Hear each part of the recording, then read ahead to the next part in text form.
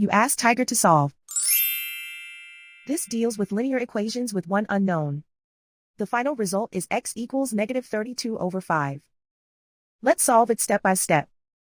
Group all constants on the right side of the equation. Subtract 1/5 from both sides. Combine the fractions. Combine the numerators. Reduce the zero numerator. Simplify the arithmetic. Convert the integer into a fraction. Combine the fractions.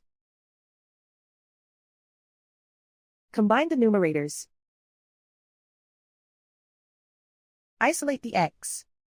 Multiply both sides by inverse fraction 2/1.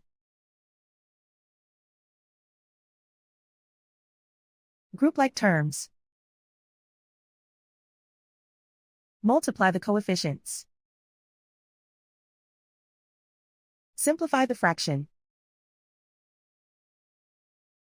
Multiply the fractions. Simplify the arithmetic.